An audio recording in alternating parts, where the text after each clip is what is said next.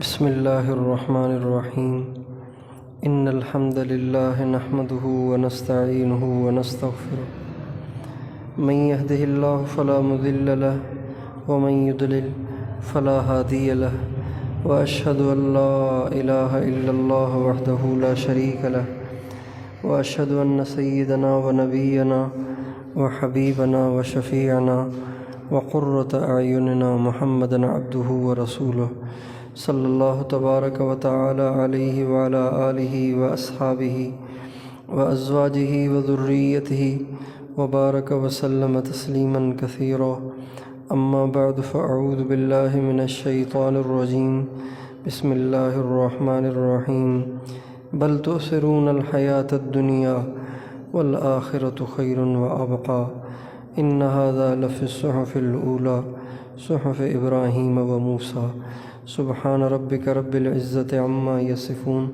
وسلام علی المرسلین والحمد للہ رب العالمین اللہم صلی علی سیدنا محمد وعلی آل سیدنا محمد وبارک وسلم۔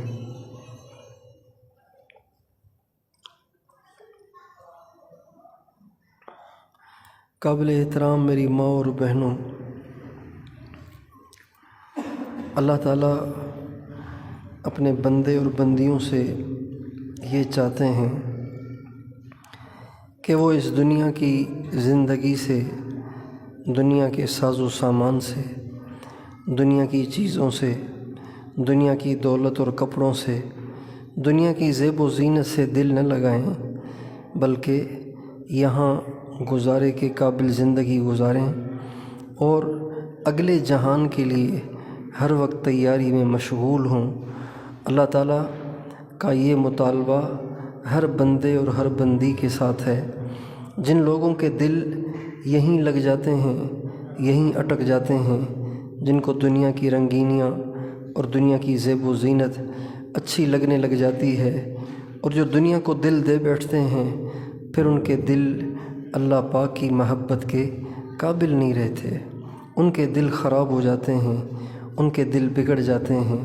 اس لیے اللہ تعالیٰ انبیاء علیہم السلام کو اس دنیا میں انسانوں کو سدھارنے کے لیے بھیجتے ہیں، اور انبیاء علیہم السلام سب سے پہلے جو کام کرتے ہیں وہ یہ ہوتا ہے کہ وہ انسانوں کے دل دنیا سے صاف کرتے ہیں، دنیا سے صاف کرتے ہیں۔ دنیا دیکھنے میں اچھی ہے، حقیقت میں اچھی نہیں ہے۔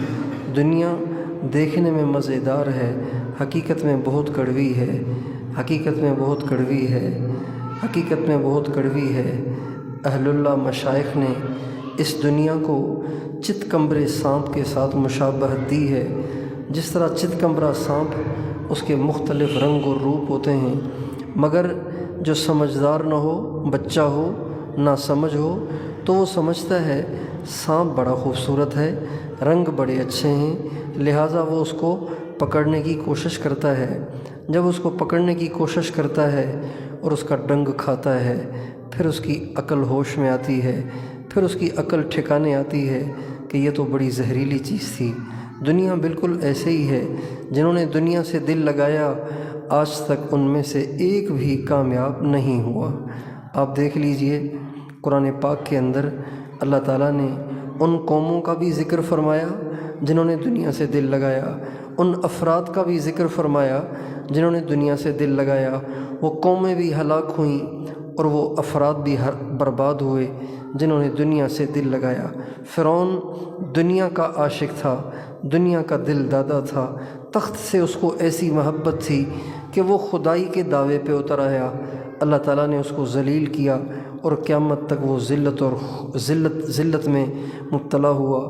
اور موسیٰ علیہ السلام کا چچا زاد بھائی قارون تھا، پیسے والا تھا، مال والا تھا، مال کو دل دے بیٹھا، پیسے کو دل دے بیٹھا، ہیرے جواہرات کو دل دے بیٹھا، اور اس کا نتیجہ یہ ہوا کہ نبی کے مخالف کھڑا ہو گیا، نبی کی مخالفت میں کھڑا ہو گیا، چنانچہ اس کو بھی یہ سزا ہوئی کہ وہ زمین میں دھنس گیا اور قیامت تک زمین میں دھنستا چلا جائے گا۔ دنیا سے محبت کا انجام اچھا نہیں ہوتا۔ آج ساری دنیا کے لوگ، مسلمان ہوں چاہے کافر ہوں، مرد ہوں چاہے عورت ہوں، کیوں اللہ کو ناراض کر رہے ہیں؟ کیوں نمازوں میں سستی ہے؟ کیوں طبیعت بے دینی کی طرف چلتی ہے؟ کیوں دنیا کی عورتیں بے پردگی کی طرف چل رہی ہیں؟ اور کیوں فحاشی اور عریانی کی طرف جا رہی ہیں؟ ہماری ساری نوجوان نسل فحاشی اور عریانی کے گویا سیلاب میں ڈوب رہی ہے۔ اس کی کیا وجہ ہے؟ اس کی وجہ یہ ہے کہ آج ہمیں دنیا کی زندگی اچھی لگ گئی، دنیا کا ساز و سامان اچھا لگ گیا، ہم دنیا ہی کو دل دے بیٹھے، چنانچہ اس کے نتیجے میں اللہ کے احکام ہمارے دل دماغ سے نکل گئے، اللہ کے احکام کی عظمت ہمارے دلوں سے نکل گئی۔ ہمارے نبی کا ارشاد ہے، اذا عظمت امتی الدنیا نزعت منها ہیبت الاسلام، جب میری امت دنیا کو بڑی چیز سمجھنے لگے گی تو اسلام کے احکام کی ہیبت اور وقت اور اہمیت اس کے دل سے نکل جائے گی۔ آج مسلمان مرد ہوں چاہے عورتیں ہوں، اذان کی آواز سنتے ہیں، کسی کو یہ احساس نہیں ہوتا اور کسی کے اندر یہ ہیبت طاری نہیں ہوتی کہ کتنے بڑے بادشاہ کا بلاوا ہے۔ حضرت علی المرتضیٰ رضی اللہ تعالیٰ عنہ جب اذان کی آواز سنتے تھے کانپنا شروع ہو جاتے تھے۔ حضرت عبداللہ ابن عباس رضی اللہ عنہما جب اذان کی آواز سنتے تھے کانپنا شروع ہو جاتے تھے۔ حضرت امام زین العابدین رحمۃ اللہ علیہ جب وضو کرنے بیٹھتے تھے تو وضو کرتے کرتے ان کا رنگ بدل جاتا تھا اور ان کے جسم پہ کپ کپی طاری ہو جاتی تھی۔ یہ سارے وہ لوگ تھے جنہوں نے اپنے دل کو دنیا سے پاک رکھا، لہٰذا ان کے دل خدا کی عظمت سے، اللہ کی کبریائی سے، اللہ کی بڑائی سے بھرے رہتے تھے، اور ان کو احساس ہوتا تھا کہ یہ جو مؤذن ہمیں بلا رہا ہے یہ کتنے بڑے بادشاہ کی طرف بلا رہا ہے۔ آج ہم اذان سنتے ہیں، ہمارے دل پہ اللہ کا روبی طاری نہیں ہوتا، اللہ کی ہیبت ہی نہیں آتی۔ ایک مجرم کی تھانے میں پیشی ہو تو اس کی ٹانگوں سے جان نکل جاتی ہے، اس کی ٹانگیں تھر تھر کانپنے لگ جاتی ہیں۔ آج ہم اتنے گناہ گار اور کمزور اور بے بس محتاج بندے اللہ پاک کے در کی طرف آتے ہیں۔ ہماری عورتیں بہت سی نماز پڑھتی ہیں، ہمارے مرد بھی بہت سے نماز پڑھتے ہیں، لیکن دیکھنے کی چیز یہ ہے کہ آیا ہم اللہ کے حکم کی عظمت سے، اللہ کے حکم کی عظمت سے، اللہ کی کبریائی سے متاثر ہوتے ہیں کہ نہیں ہوتے ہیں؟ ہمارے ایک بزرگ تھے حضرت حاجی صاحب عبد الوہاب صاحب، اللہ تعالیٰ ان کی قبر پہ کروڑوں رحمتیں نازل فرمائے۔ وہ فرماتے تھے اللہ کا حکم پورا کرنا اللہ کی عظمت کے تأثر سے۔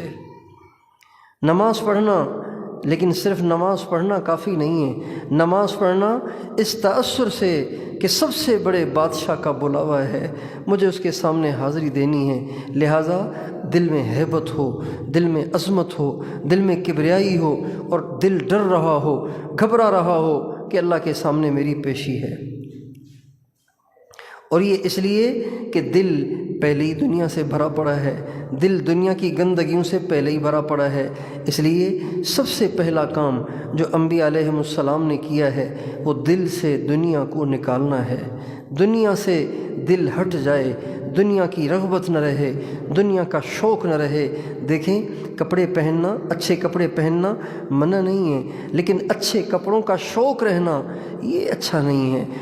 زیور پہننا منع نہیں ہے، لیکن زیور پہننے کا شوق رہنا اور اس کے لیے بے چین رہنا اور اس کا جنون سوار ہونا یہ اچھا نہیں ہے۔ ایسے ہی اچھے کھانے کھانا منع نہیں ہے، لیکن اس کا شوق رہنا، اس کا جنون رہنا، اس میں مگن رہنا، اس کو دل دے بیٹھنا یہ اللہ کے ہاں ناپسندیدہ ہے۔ نبی کریم صلی اللہ علیہ وسلم نے اپنی امت کی ایسی تربیت فرمائی کہ اپنی امت کے دلوں سے دنیا کو کھرچ کھرچ کے نکال دیا۔ ایک دفعہ آپ علیہ الصلوۃ والسلام کی سب سے پیاری بیٹی آپ کی خدمت میں حاضر ہوئیں۔ آپ علیہ السلام کے پاس کچھ غلام آئے تھے۔ حضرت فاطمہ اپنے گھر میں اکیلی تھیں، گھر کے کام کاج کرنا اور پھر باہر سے اونٹ کے لیے چارہ لانا اور اس کو چارہ ڈالنا، اور اپنے گھر میں چکی چلانا، اپنے گھر کی صفائی کرنا، بچے پالنا، روٹی پکانا، گھر کے کام کاج کرنا، یہ سارے کام ان اکیلی حضرت فاطمہ کے ذمے تھے۔ تو حضرت علی نے حضرت فاطمہ کو بھیجا کہ تم اپنے ابا کے پاس جاؤ، رسول اللہ کے پاس جاؤ، اور ان کے پاس غلام آئے ہوئے ہیں، ایک غلام مانگ لو تو اس سے تمہارے کام میں مدد مل جائے گی، سارے کام آسان ہو جائیں گے۔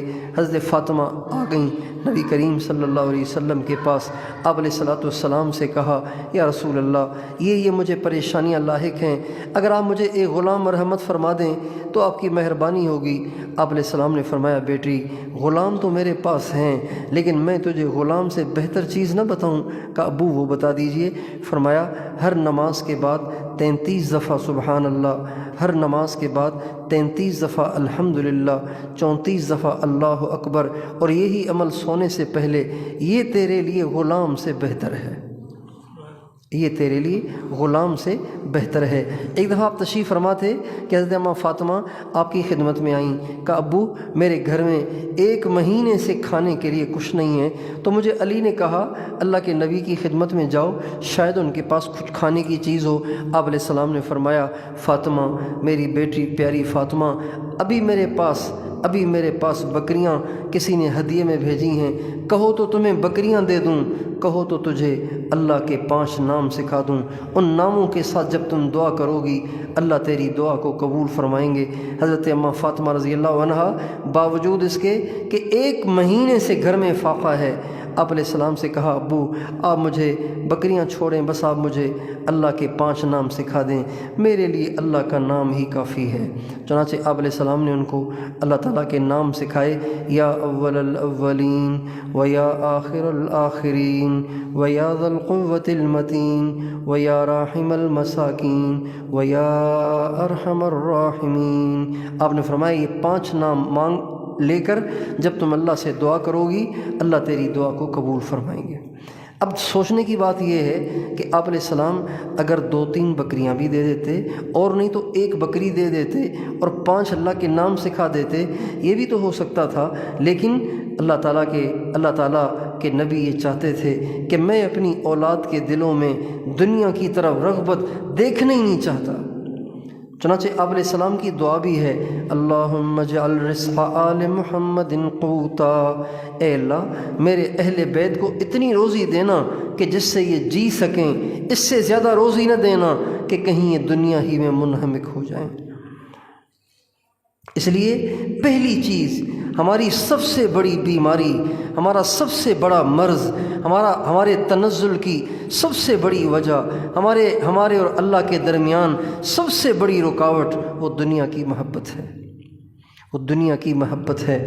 مردوں کے دلوں میں بھی دنیا کی محبت، عورتوں کے دلوں میں بھی دنیا کی محبت، اور ان مردوں عورتوں کا بچوں پہ بھی اثر ہے کہ بچوں کے دلوں میں بھی دنیا کی محبت ہے۔ ہمارے ایک بزرگ تھے حضرت مولانا جمیل صاحب، وہ فرمانے لگے میرا بچہ چھوٹا تھا، ابھی دودھ پیتا تھا، چھوٹا بچہ تھا، بول بھی نہیں سکتا تھا، سمجھتا بھی نہیں تھا۔ فرمانے لگے ایک دفعہ میں نے اس کے ہاتھ میں کاغذ پکڑایا تو اس نے کاغذ پھاڑ دیا، نوٹ پکڑایا تو وہ نوٹ اس نے پھاڑا ہی نہیں۔ تو فرمانے لگے میں سمجھ گیا اور میں نے اپنے بچے سے کہا کہ بیٹا تجھے تو ابھی سمجھ ہی نہیں ہے کہ نوٹ کیا ہے اور کاغذ کیا ہے، مگر تو کاغذ کو پھاڑ رہا ہے اور نوٹ کو محفوظ کر رہا ہے، اصل میں تیرے باپ کے دل میں جو دنیا کی محبت ہے اس کا تم پہ اثر ہے۔ اس لیے بڑوں کے دلوں میں دنیا کی محبت ہے تو اس کا اثر بچوں پر بھی ہے، لہٰذا بچے بھی ہر وقت دنیا کے ساز و سامان میں خوش نظر آتے ہیں، اس کے لیے بے چین نظر آتے ہیں، اسی میں مگن نظر آتے ہیں۔ ایک وہ زمانہ تھا جب مسلمانوں کے بچے اللہ کے نام پہ جان دینے کے لیے ایڑیاں اٹھا کے اپنے آپ کو نبی کریم صلی اللہ علیہ وسلم کی خدمت میں پیش کیا کرتے تھے۔ اس لیے جب تک ہمارا یہ مرض دور نہیں ہوگا کہ ہمارا دل دنیا کی محبت سے پاک ہو جائے، صاف ہو جائے، کھرچ کے ہم اپنے دل سے ساری خواہشات کو نکال دیں، خواہش ہی نہ رہے، اچھے کپڑے پہننے کی، خواہش ہی نہ رہے زیور پہننے کی، خواہش ہی نہ رہے بن ٹھن کے نکلنے اور پھرنے اور گھومنے کی، خواہش ہی نہ رہے۔ کتنا بڑا ظلم ہے اور کتنا بڑا غضب ہے کہ ہماری عورتیں بن سنور کر اور پرفیوم لگا کر گلیوں میں نکلتی ہیں اور بازاروں میں نکلتی ہیں، غیر محرم لوگوں کے دل ان کی طرف مائل ہوتے ہیں، ان پہ بھی اللہ کی لعنت برستی ہے، ان پہ بھی اللہ کی لعنت برستی ہے۔ یہ سب اس گندی اور کمینی دنیا کی محبت کا نتیجہ ہے۔ اس لیے میری ماں و بہنوں، ہم سب کے سب اس کی نیت کریں کہ ہم دنیا کے ساز و سامان سے دل نہیں لگائیں گے۔ دیکھیں جو دنیا سے دل لگا لیتا ہے اور دنیا میں اس کا دل اٹک جاتا ہے، اس کا مرنا کتنا مشکل ہوگا۔ ایک بہت بڑے بزرگ تھے حضرت خواجہ فرید الدین عطار رحمۃ اللہ علیہ۔ یہ خلیفہ تھے شیخ شہاب الدین سہروردی رحمۃ اللہ علیہ کے۔ تو شروع میں یہ کوئی اتنے بڑے اللہ والے نہیں تھے، ان کی عطر کی دکان تھی، خوشبو فروش تھے، خوشبوؤں کی دکان تھی، پرفیوم بیچتے تھے۔ ایک اللہ والے کا ان کی دکان کے پاس سے گزر ہوا تو دیکھا ساری دکان میں شیشیاں خوشبوؤں سے بھری پڑی ہیں، شوکیس میں اور دکان میں بہت ساری خوشبوؤں کی شیشیاں رکھی ہوئی ہیں۔ تو وہ بزرگ ہکے بکے ٹکٹکی باندھ کے اس دکان کو دیکھتے رہے۔ تو فرید الدین عطار نے پوچھا، عطار کہتے ہی ہیں خوشبو بیچنے والے کو، تو فرید الدین عطار نے پوچھا بھائی کیا مسئلہ ہے، آپ اتنی ٹکٹکی باندھ کے دیکھ رہے ہیں، آپ کو خوشبو چاہیے، کیا مسئلہ ہے؟ تو کہنے لگے دیکھ رہا ہوں کہ اتنی ساری شیشیوں سے تیری جان کیسے نکلے گی، اتنی شیشیوں میں جو جان پھنسی ہوئی ہے تو تیری جان نکلے گی کیسے؟ تو ان کو غصہ آ گیا، کہنے لگا اس کو بڑی میری فکر ہے میرے مرنے کی۔ تو غصے میں آ کے کہنے لگے تو تیری جان کیسے نکلے گی؟ تو وہ بزرگ کہنے لگے دیکھو میری کیسے نکلتی ہے۔ یہ کہہ کر ان کی دکان کے سامنے کپڑا بچھایا اور پاؤں پسار کے لیٹ گئے اور فوت ہو گئے۔ اس واقعے کا ان کے دل پہ اتنا شدید اثر ہوا کہ بس دنیا کو چھوڑ چھاڑ اللہ اللہ کرنے بیٹھ گئے اور اہل اللہ کی صحبت اختیار کر کے خود بھی اپنے دور کے بہت بڑے اللہ والے بن گئے۔ تو جو دنیا سے جتنی زیادہ محبت کرے گا اس کی موت اتنی زیادہ مشکل ہوتی ہے، اس لیے کہ پھنسا ہوا ہے، دل پھنسا ہوا ہے، دل اٹکا ہوا ہے دنیا کی مختلف چیزوں میں۔ جن عورتوں نے زیوروں سے، کپڑوں سے، مال پیسے سے، دنیا کی دولت سے، زیب و زینت سے اور دنیا کے گھومنے پھرنے سیر سپاٹے سے جی لگایا، ان عورتوں کا مرنا کتنا مشکل ہوگا۔ اور جنہوں نے کسی سے دل لگایا ہی نہیں، یہ نہیں کہ انہوں نے کپڑے اچھے نہیں پہنے، انہوں نے کپڑے اچھے تو پہنے لیکن ان کا دل اللہ کی محبت سے لبریز تھا، اللہ کی محبت سے منور تھا، اللہ کے نبی کی محبت سے منور تھا۔ ایسے مرد و عورتیں جب دنیا سے جاتے ہیں تو ان کے مزے ہو جاتے ہیں، ان کے مزے ہو جاتے ہیں۔ حضرت عمار بن یاسر جنگ صفین میں لڑ رہے تھے، لڑتے لڑتے تھک گئے، ایک جگہ بیٹھے تو پاس والے دوست سے کہا یار پیاس لگی ہے پانی تو پلاؤ۔ وہ پانی لینے گیا تو پانی ملا نہیں، وہ دودھ لے کے آ گیا۔ جب دودھ پیش کیا گیا تو دودھ ہاتھ میں آتے ہی فرمانے لگے واہ واہ واہ واہ واہ واہ واہ واہ۔ تو پاس والے ساتھی نے کہا حضرت آپ کو دودھ ملنے سے اتنی خوشی ہو رہی ہے؟ فرمانے لگے میں نے مانگا تو آپ سے پانی تھا، آپ دودھ لے کے آئے۔ نبی کریم صلی اللہ علیہ وسلم نے ایک دفعہ میں شدید بیمار ہوا تھا اور میرے ساتھی پریشان ہو رہے تھے کہ کہیں عمار مر نہ جائے، تو آپ نے فرمایا نہیں نہیں، عمار ابھی نہیں مرے گا، عمار کے مرنے کا دن وہ ہوگا جس دن میدان جنگ میں لڑ رہا ہوگا، لڑتے لڑتے اس کو پیاس لگے گی، یہ پانی مانگے گا، اسے دودھ دیا جائے گا، وہی عمار کے مرنے کا دن ہوگا، وہی اس کا آخری دن ہوگا اور اس دن اس کو شہادت کا پیالہ پینا پڑے گا۔ تو فرمانے لگے جب تم نے دودھ مجھے دیا تو میں سمجھ گیا کہ آج میرا آخری دن ہے، آج میں نے اس دنیا سے جانا ہے۔ پھر فرمانے لگے الیوم القی الاحبہ محمدن و حزبہ، مزے ہو گئے مزے ہو گئے، آج جا کر حضور سے ملاقات ہوگی اور صحابہ سے ملاقات ہوگی۔ اس لیے ہم دنیا سے دل نہ لگائیں، دل لگائیں اللہ سے لگائیں، دل لگائیں تو اللہ کے نبی سے لگائیں، دل لگائیں تو جنت سے لگائیں، دل لگائیں تو آخرت سے لگائیں۔ اللہ کی قسم اگر ہمارا اللہ سے دل لگ جائے، اللہ کے نبی سے دل لگ جائے اور آخرت سے دل لگ جائے، جنت سے دل لگ جائے، تو دنیا کی ٹینشنوں سے ہم کبھی پریشان نہ ہوں، دنیا کے دکھوں کی وجہ سے کبھی ہمیں بے سکونی اور بے چینی نہ ہو۔ آج لوگوں کی نیندیں اڑی ہوئی ہیں، حالانکہ ساری دنیا کا سامان موجود ہے، اس لیے کہ دنیا کا دل دے کر خود ہی اپنے دل کو انہوں نے بے سکون کر رکھا ہے۔ جن کے دل میں اللہ کی محبت ہے، اللہ کے نبی کی محبت ہے، جنت کا شوق ہے، جنت کی دوڑ ہے، اللہ تعالیٰ نے ان کے دلوں کو سکون دے رکھا ہے۔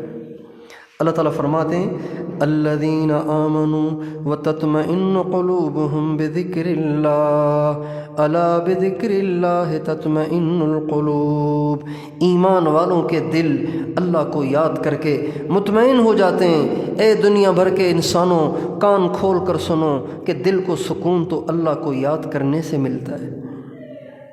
اس لیے ہم محبت کریں گے، دل تو ہے ہی محبت کے لیے، دل نے تو کسی نہ کسی پہ مرنا ہی مرنا ہے، بجائے اس کے کہ دل زیوروں پہ مرے اور کپڑوں پہ مرے، گھروں پہ مرے اور گاڑیوں پہ مرے، زمین پہ مرے اور جائیداد پہ مرے، مال پہ مرے اور پیسے پہ مرے، بجائے اس کے ہمارا دل اللہ پہ مرے۔ حضرات صحابہ کرام کی عادت شریفہ تھی کہ جب آپ علیہ السلام کسی صحابی کو بلاتے تھے تو وہ صرف اتنا نہیں کہتا تھا کہ جی آیا یا رسول اللہ حاضر ہوں، صرف یہ نہیں کہتا تھا، بلکہ لبیک بھی کہتا اور ساتھ ساتھ اپنی محبت کا اظہار بھی کرتا۔ لبیک بے ابی انت و امی، یا رسول اللہ میری ماں، میرا باپ، میرا نفس، میری جان، میرا سب کچھ آپ پہ قربان ہو جائے۔ آپ کیا فرماتے ہیں؟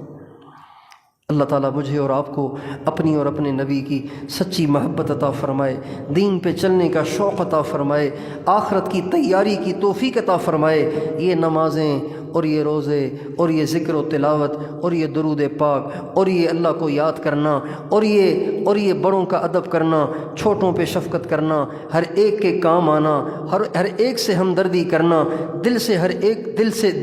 ہر ایک کے بارے میں دل کو صاف رکھنا، ماں باپ کی دعائیں لینا، اپنے گھر کے کام کاج کو اپنی سعادت سمجھ کے کرنا، یہ سب آخرت کی تیاری اور جنت کا سامان ہے۔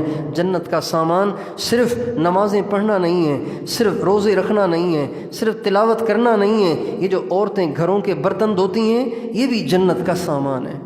ہمارے نبی کا ارشاد ہے جو کسی مسلمان کی جائز حاجت کے لیے چلتا ہے، کوشش کرتا ہے، اللہ تعالیٰ اس کو 10 سال کے نفلی اعتکاف کا اجر عطا فرماتے ہیں۔